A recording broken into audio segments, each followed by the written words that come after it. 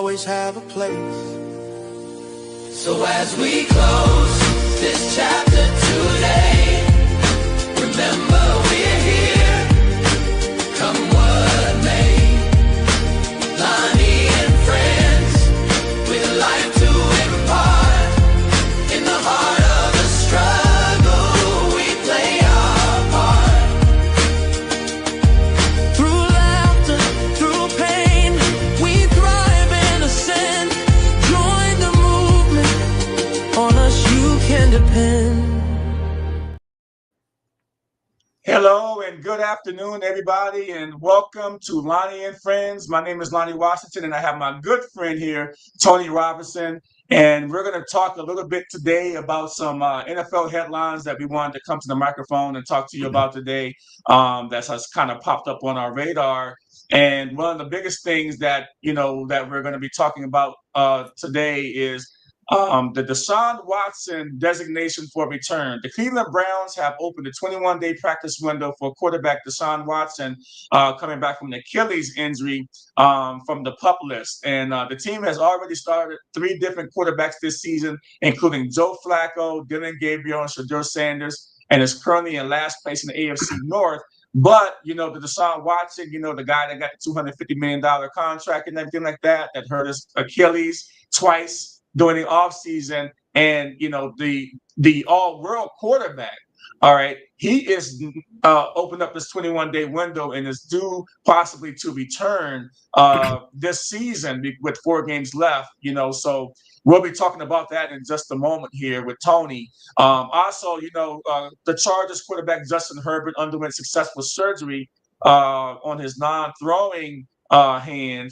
And his playing status this coming week here is yet to be determined. And if he cannot play, Trey Lance will take the reins for the Chargers. Also, the Lions wide receiver Amon-Ra St. Brown is questionable for tomorrow night's game against the Dallas Cowboys with an ankle injury. And it would be a major blow to the already kind of struggling offense of the Detroit Lions, who didn't do well on Thanksgiving Day against the Packers. The Steelers, big news in Steeltown, they claimed wide receiver Adam Thielen off of waivers from the Vikings, and they mutually parted ways with cornerback Darius Slay.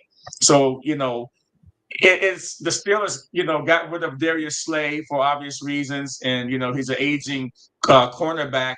Hasn't really done well with the Steelers, but Adam Thielen, they got him off of waivers because Adam Thielen, this will be his last season, and he kind of went to the Vikings and told the Vikings, "Hey, I would like to get released right now to try to go to a team that's going to make the playoffs potentially for my last season," and because he's been, the all world for them and just a great player for the Vikings. Vikings did him that solid. They didn't have to do it, but they did it. And now he has a chance to have a playoff run with the Steelers, which was really cool for them. And also, there's some turmoil, a little bit of rumblings in Steeltown. The organization is dealing with some internal frustration after a 7-point offensive output in their loss to the Bills. Quarterback Aaron Rodgers called the performance boo-worthy, right? And speculation is swirling around the head coach Mike Tomlin's future with the team. We'll talk about that in a second too. When if you're really talking about, them possibly getting with Mike Tomlin, I don't even know.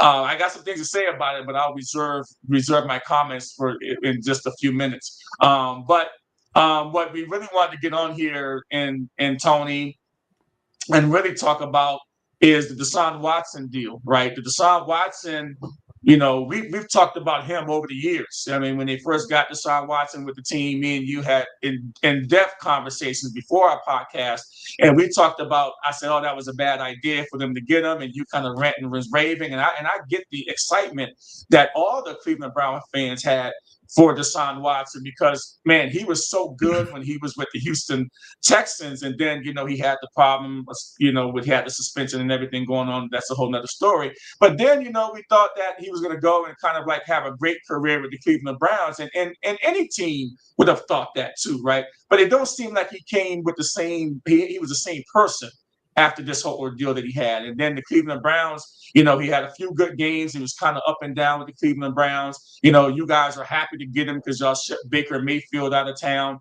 And you guys are all, joyful that Baker was gone. And now here comes Deshaun Watson. And then he fell short of the expectations, not only from from the Cleveland Browns, but also the fans of Cleveland. And so, I'm gonna, say this to you.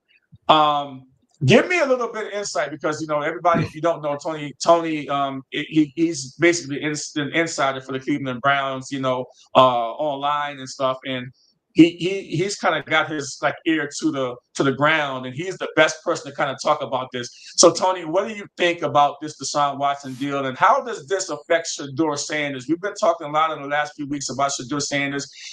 Could the Cleveland Browns and Stefanski be thinking, okay, well, we're going to give Sanders the hook. We're going to give him maybe 1 or 2 more starts, but we really have to see what Deshaun Watson is going to bring to the table, at least for a couple of games this season. What do you think about it? He's making a lot of money.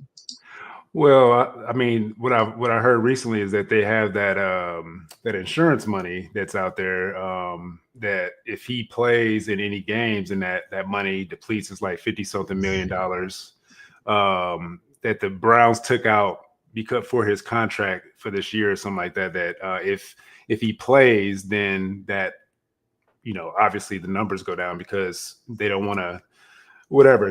They got that policy just to make sure that they're covered in case he doesn't play or whatever. But if they make him play, then it wouldn't make sense to me to play him because of the money that they have sitting there in an insurance policy. So I don't understand what they're doing here. But I understand they open up the window. So this is what we have. So I feel like it's just to an extra push to Shedeur potentially. This is what I'm thinking in my mind, because that's the only thing I can see is that they're trying to put an extra fire under Shedeur for these last games and see what he can do and stuff like that to get him focused even more. I guess I don't know, but no, that's a hell of a joke. This is just my brain just thinking outside the box and not staying with inside. What everybody sees. I feel like they're just trying to put a spark, but they may want to play him and have him as the backup just to see, have him at the number 2 spot and try to give Shedeur some more time to develop and stuff like that. Because the Shedeur can't develop sitting on the bench. So right. Eventually you're going to have to let him play the whole season. Now, I don't know why Watson is even playing that, because I thought he was going to be out the whole season because of the well let me ask you this, Tony. I heard he's been a good teammate, right? I heard that he's kind of been a mentor to Shedeur and all this stuff, and I think that's kind of stand up, right? He could have just been stayed away from the team and man, I ain't, they didn't got 2 rookies. They didn't invested in the draft on 2 rookies, a 3rd round pick in Dylan Gabriel and Shedeur, right? And then he could have easily said, I'm getting my money either way. I'm not going to, Flacco. Flacco basically said, those rookies ain't my job, right? It ain't my job to get. But then Deshaun Watson comes up and you hear these stories about him, taking them under his wing, being a good teammate, doing all that thing. I think Stefanski was just on talking about how good Watson has been in the film room. Yeah, he could be doing that, just showing that he's the perfect teammate just to see if he can get a spot back at the starting spot. I still like Deshaun Watson, but I just know that the Browns organization is over him because of the years that we didn't get out of him for this contract. I know Watson can still throw the ball, and to go back to the one of the podcasts that we had on Chasing the Highlights.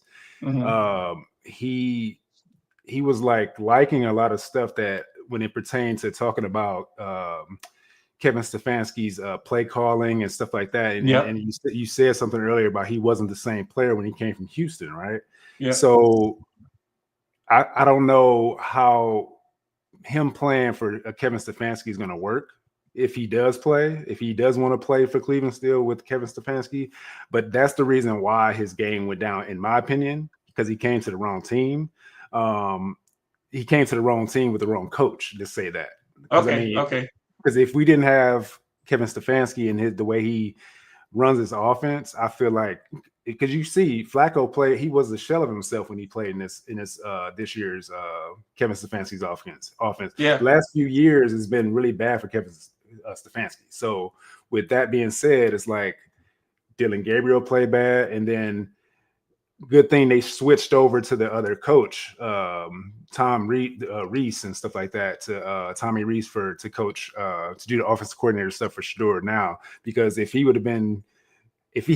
Kevin Stefanski as a coach, I don't know if it would have been as much. He probably wouldn't play the same way. I don't know. Yeah. It's kind of hard to tell. So yeah, you don't know. And if this plays out where Shador gets the Titans and maybe another game, and then the last two games they want to see Deshaun Watson, how do you think that the fans overall are gonna kind of react to it? Like, just as you also being a fan too, and you having kind of a pulse and the read of what's going on online with the Cleveland Browns fans, how do you think that what their reaction would be if they take Shador off and they put Deshaun Watson on for the last couple of games? Now, this would be Shador. If they give him a couple more games, Shador would have already played like 4 games, right? Mm-hmm. And then they give Deshaun 2. Do you think that there would be a problem with the fan base if they did that? Because now they gave Shador, they gave Dylan Gabriel, and now they've seen Deshaun the last couple of games. I guess it depends how he plays. I mean, how Shador plays. If Shador is playing lights out, these Tennessee game, he should be playing good. If he plays, and then he plays Buffalo, I think we have after that. Mm-hmm. If he plays good those 2 games, it's like, what's the point in like going to Watson in my mind? Right. But if they did go that route, like you said, for me, I support the QB1 that's in until they show me something wrong. Until they show me that they can't play the position, I'm like, I can't look at bad football because I've been looking at it for 40 since I was born. I've been born into this. I mean, he might look bad. Look, he might look good against. Shador could look good against the Titans. We spoke about that, right? We're not disputing that. But Buffalo, that might be a different animal. Even though Buffalo's defense is not quite really what we'd like to see them at, but they're still going to put a lot of things on his plate that he might not can handle. But we have to see it though, because we had to see the 49ers game. He played okay, but we have to see what he does against Buffalo, because Buffalo is a division or a conference team that we would have to go against. Perennial playoff team the last 5 years. So I mean, we want to see that. We want to see how he goes against Josh Allen. Like, what's his preparation? Like, how his mindset is in the game. How is he gonna? Is it gonna be too big for him, or too, or he's gonna tank? You just never know how it's gonna go. Yeah. So, for a rookie, that's what he needs. He needs to be playing against the best players. Right. And Purdy's not the top player. The whole entire 49ers team is good because you got McCaffrey and all those guys. So it's not Purdy so he needs to go against the Josh Allens, the Lamar Jacksons, and all that stuff like that. Even though Lamar Jackson's playing kind of weak right now, but yeah. I mean, but their defense, they play on opposite sides of the ball. But the defenses of these teams, and they're going to scheme against a rookie, and how does he handle that will go a long way into knowing whether he can handle. And this is what I was kind of saying. Like, I didn't think Shador Sanders had time. Like, everybody kept saying, "Oh, well, he's only a rookie. He needs time." Well, we understand that. But when you're a 5th-round rookie, whatever you say, we've already been through that of why he shouldn't have been a 5th-rounder. But we always say he don't have time, because you only get one shot when you're not drafted at number 1 pick. Yeah, but I don't think that Watson is that time either. Like, I don't feel like Watson is going to be an issue. I feel like it's just they're just doing something to push him even more, because a lot of times even though I don't think Watson's going to play the rest of the season, I feel like they still want him to be on the field, like practicing with him, going through all the progression, like, actually leading from that standpoint, instead of just sitting on the sideline and not suiting up in practice. And here's another theory I'm going to give you, right? Just off the top of my head, I'm thinking that they need to give Watson a couple of games to see what's his trade value might be. Right. Right. So, and I'm thinking this. All right. So you have an asset that's a very, very expensive, but after this year, I think that your risk go down a little bit for any team that grabs them. I'm thinking that you got to be able to show a team. All right. Well, he played the last 2 games. This is what he did his last 2 games. If he balls out, then maybe people say, "Wait a minute, we still got our guy on the field that he just balled out. He's just been hurt." Right. Or they say, okay, we're gonna trade him to somebody and get some picks, some more picks that they have now. He's not a number 1, of course, they're not gonna get for him, but maybe a 4th, right? Maybe a 5th round or somebody to give before Desean Watson that is on a cap friendly contract, whatever. So I think that they're trying to get him in front for a couple games. And I think that would be smart for the Cleveland Browns. I don't think it has nothing to do with Shador, but this is the NFL. This is football. I mean, that's a good take on that. I mean, that's pretty. I mean, I wasn't thinking that, but when you spark it, it makes a lot of sense, because if we're trying to see if we're going to build around Shador, then or anybody or Dylan Gabriel. I mean, because I know what it looks like. I know it's not Dylan Gabriel. I know it's not Dylan Gabriel, but if you want to build around Shador, you have to start, creating pieces off of that big. We got to get rid of one of those big time contracts. We have one on the defensive side, one on the offensive side, and one on the offensive side hasn't done anything for us. Right. So when you think about it like that, you have to try to get as much back as possible for that contract. Like you said, to try to build this thing. You got to build the offense. You got to build the offensive line up again. You got to try to get a number 1, a big wide receiver, a big number 1 wide receiver, like AJ Brown, or like I don't think that's going to happen, but we need a big guy like that. That's a number 1, because Judy is not it, because he's a number 2 at best, like a solid number 2. If he has a number 1 with him, he can play, because he'll open up a lot more, But if you have a true number 1, and then just build the offense, and like I would take Jerry Jeudy in a heartbeat. I don't know about you and the Commanders. I would take Jerry Jeudy in a heartbeat. But when we're so that kind of takes everything away from Desean Watson. We'll leave that in the stuff. We kind of got our explanation from you and just some thoughts on that. But also staying in the AFC North. There's been some grumblings in Steeler Town about Mike Tomlin, and the reason why I'm talking about this is because he's been there 18, 19 years, right? He's probably the longest tenured coach, I think, in the NFL right now, and he's a winner. He's a winner. But until you get in the playoffs, he hasn't won a playoff game since 2016, and he's probably been outscored like 76-0 in the playoff games that he has been in, that he's lost in the first quarter, right? He has not had his team prepared to play in the playoffs, and he hasn't had a win since 2016. So, maybe that well is getting a little bit dry in Steeler Town, but I just can't believe, right? I just can't believe, Tony, that if this guy became available, that teams wouldn't be firing their current head coach that was on the bubble just to go after Mike Tomlin. I mean, he would not. Okay, so Pittsburgh Steelers. I'm gonna say this to you, all right, and I gotta say this to the Pittsburgh Steelers. Pittsburgh Steelers, if you fire Mike Tomlin after this season, Mike Tomlin will have a job in 30 seconds. In 30 seconds, right? And you don't want him to go to Cleveland. Right, you don't want him to go to any divisional. Baltimore is safe, okay, but you don't want him to go to any team in the AFC, because Mike Tomlin is the ultimate professional. The way he works and he operates, man, he has stability. The players believe in him. It's just that sometimes I look at this like an Andy Reid, right? Andy Reid was with Philadelphia for so long, and then they saw he ain't winning, he ain't doing this, he ain't doing that. So you know what? He goes to Kansas City Chiefs and becomes a Hall of Fame coach with the Kansas City Chiefs.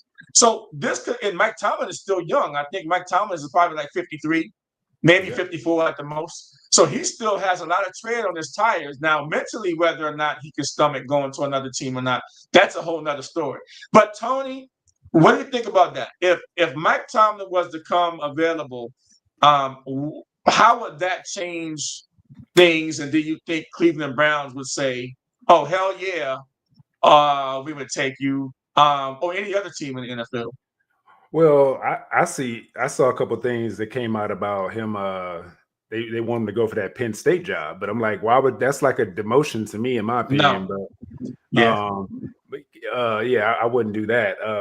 But I'm telling you, if this is the kind of coach, if I was a GM for the Browns, right? If this is the kind of coach that comes available, especially from somebody in our division, we taking this guy.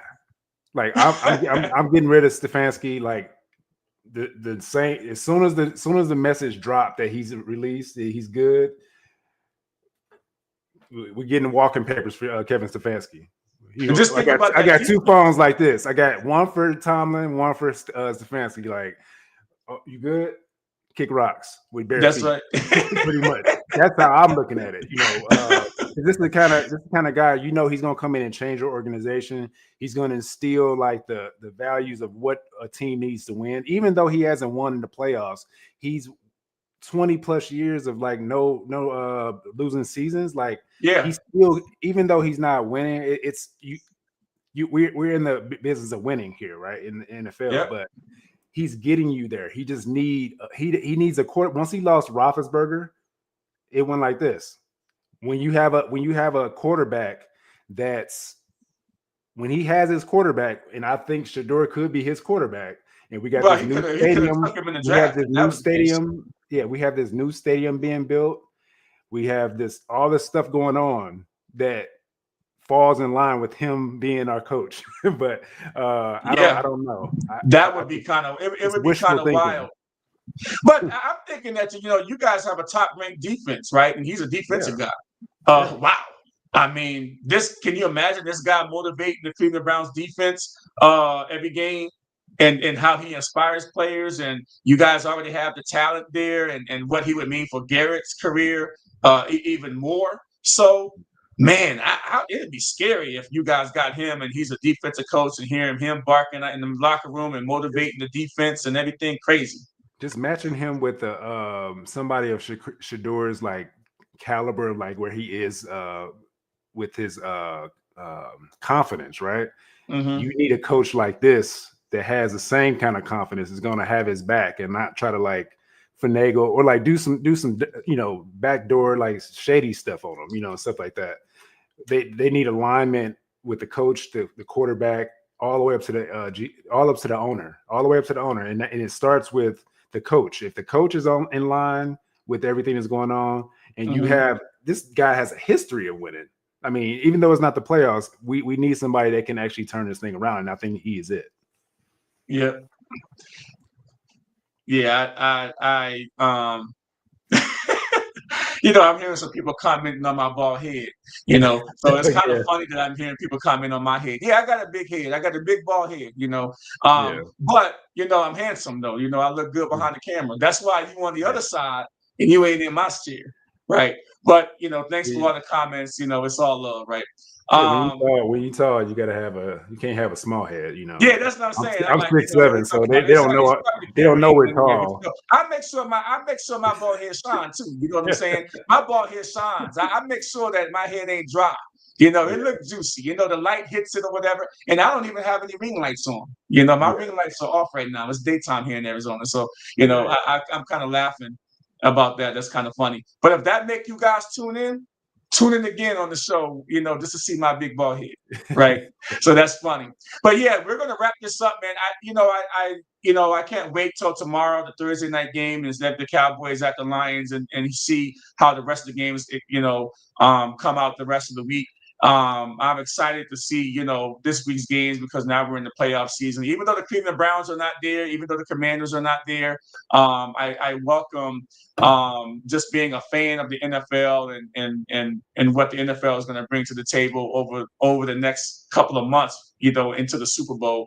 And that's what people don't realize, right? People don't realize that, these games are very important, even if your team is in it. I'm still a fan. I'll still get my wings. Whoever goes to the Super Bowl, I still have my pizza and wings and watch all the commercials. And I'm going to watch everything all the way through. So that's pretty cool. So with that being said, Tony, thank you for popping on here on Lonnie and Friends. I really appreciate your insight and everything, buddy. We're going to get off here now, guys. Thanks for watching. This has been Lonnie and Friends. You have a good day. Creating love in this crazy life race. And Lonnie and Friends, you'll always have a place. So as we close this chapter today, remember